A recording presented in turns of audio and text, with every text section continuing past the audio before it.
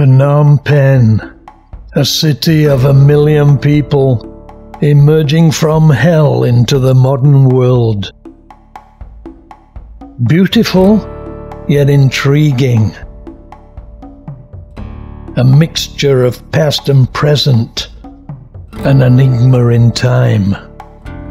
Located at the confluence of the Tonle Sap, Tonle Sap, and mighty Mekong rivers.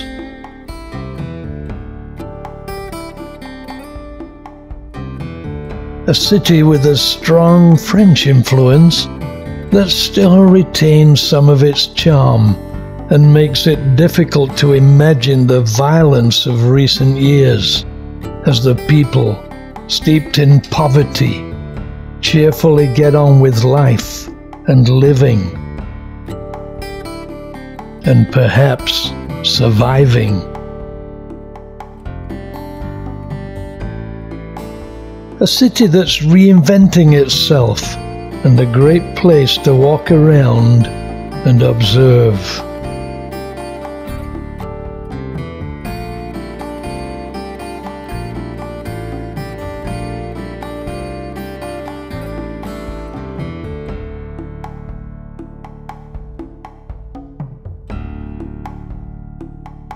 The old French buildings now dilapidated, but new ones are emerging. The Wats, Buddhist temple monasteries, have also re-emerged, and saffron-robed monks can be seen around the city, many of them young. Sidewalk cafes have sprung up again, and rickshaw men wait for a fare.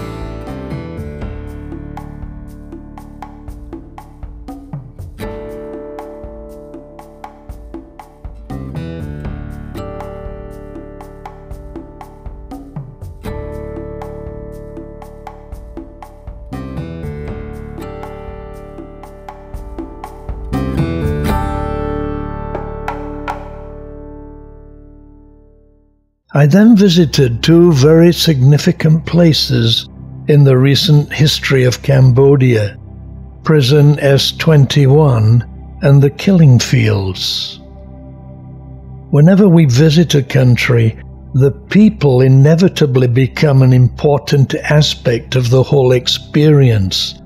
I had to meet the taxi driver, the hotel bellboy, the motor driver, the waiter. I came face to face with real people, living in their context. For Cambodia, that context must inevitably include its recent history. In 1975, Tolstoi Pre High School was taken over by Pol Pot's Khmer Rouge and turned into a prison known as Security Prison 21 or S21. Our high school became a torture center. When the Vietnamese army liberated Phnom Penh in early 1979, only 7 prisoners were alive.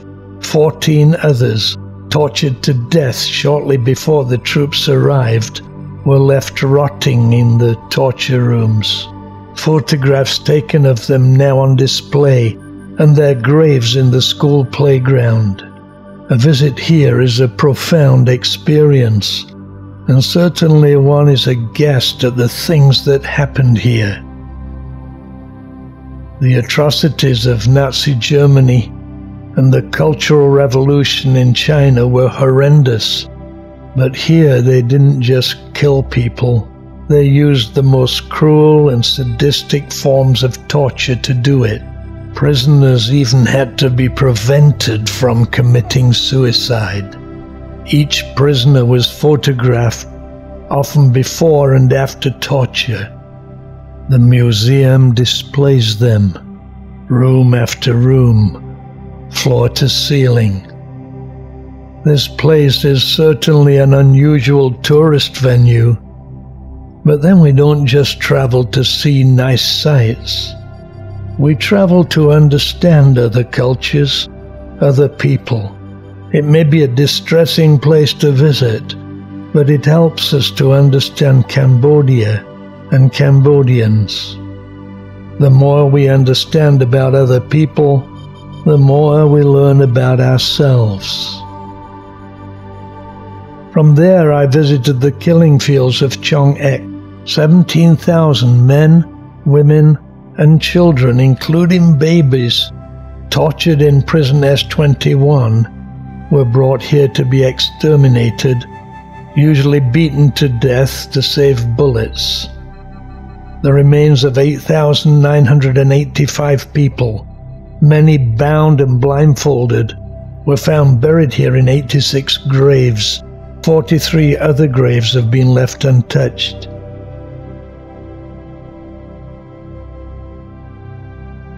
There are more than 8,000 skulls visible in the memorial stupa, erected in 1988.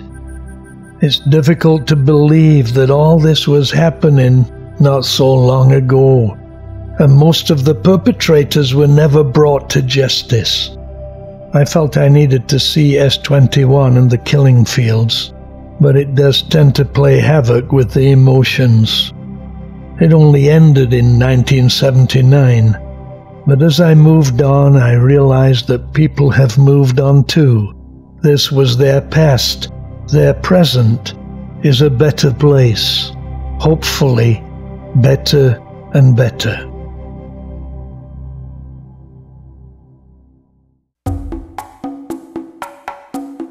After that, I felt I needed to do some tourist stuff, beginning with shopping. Most visitors want to look around the shops, and the Central Market is a good place to start. Built in 1937, at the time of French rule, the architecture is Art Deco style. Outside there are many food stalls. Inside, a great variety of goods on sale. Be sure to browse carefully, there are some great bargains here.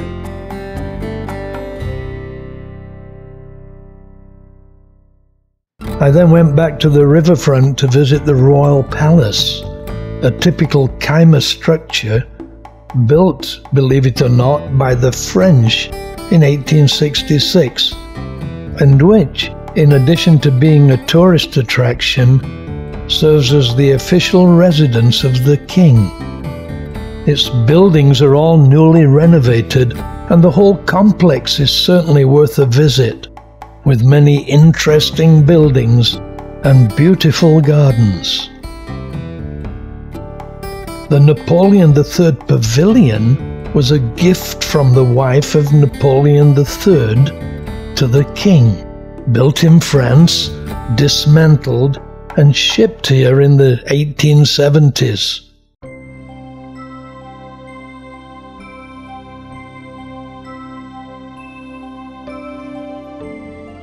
Much of Cambodia is covered by lakes and rivers, and an evening boat trip down the Tonle River and then up the Mekong provides a great opportunity to see the city, get a glimpse of river life, and enjoy the setting sun. The boat I hired only cost $10, and the trip lasted around 90 minutes. There are literally thousands of riverside communities around the country, and houseboats and floating villages can be seen all along the banks of rivers and lakes, housing mainly subsistence fishermen and their families. Some live in wooden shacks on stilts on the river, others simply on boats, most of them small. I'm on the Mekong River. It's the evening time. The sun is setting over here. Just beautiful on the river. When I came to Cambodia, I wondered what it's going to be like. But you know, this is one of the greatest places I ever came to visit. I really enjoyed every single minute. The shooting has been great, the food has been great, the people have been great. The river trip is advertised as a sunset trip. And as the sun sets to the west over the city, the silhouette of the buildings provides the scenic backdrop for the daily event.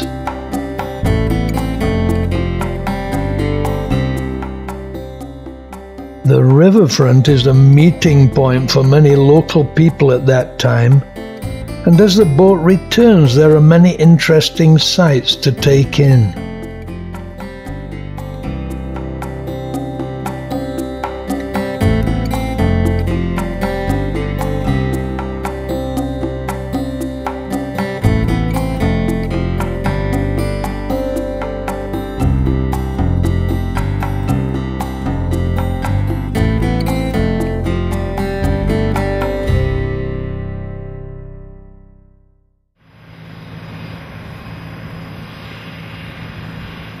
I then flew to Siem Real, the gateway to Angkor Wat, and the place I'd really come to see. First view of Angkor Wat is like suddenly being plunged into another world, and the imagination takes over. What was this place like 800 years ago?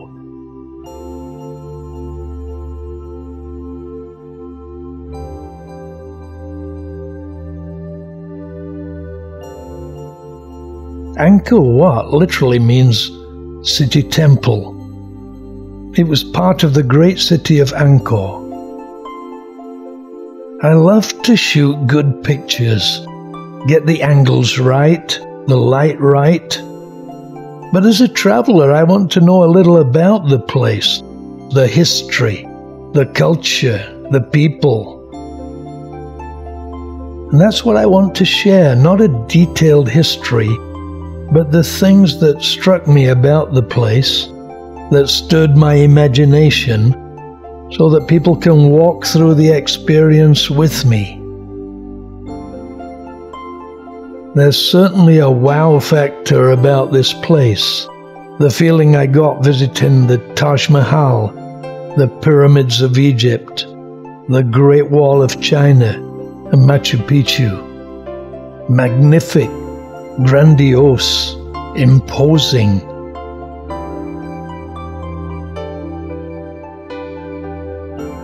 Recent investigations have shown that this was a massive complex, and the temples of Angkor were just part of one of the biggest cities in the world at that time, which had a population of as many as 1 million people.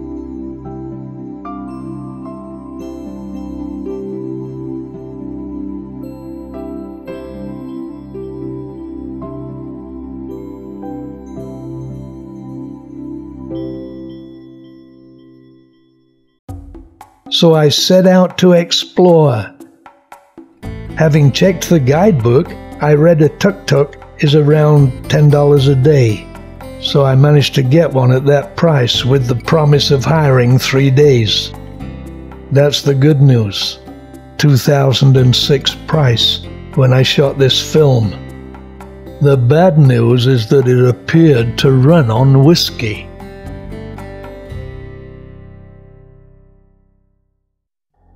I love being in the open air. It's about 100 times better than sitting in a taxi.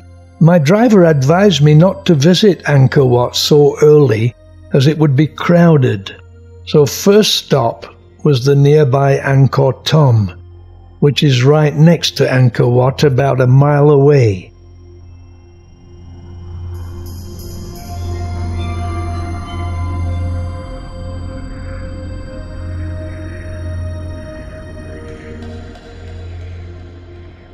The city is enclosed by a square city wall, each side being around 3 kilometers or 2 miles long, with 5 gates, north, south, east, west, and the Victory Gate on the east. All roads leading to the Bayon, which prompted a traveller in 1925 to say, "We stand before it stunned. It's like nothing else in the land." For the visitor today, even though we've been prepared for what we see, it's still stunning.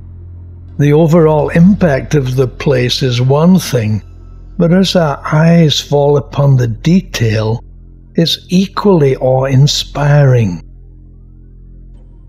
It's one of those places to read about the night before, and then, with the imagination keyed up, just soak in the atmosphere once you arrive here. There are 54 towers, each with 4 faces. That's 216 faces carved in stone. All, it's said, to be composites of Jayavarman VII and the Buddha, all smiling down. The carved faces are enormous, breathtaking, and have made the Bayon almost as popular among visitors as Angkor Wat, both temples being majestic and awe-inspiring. I next explore the Bayon.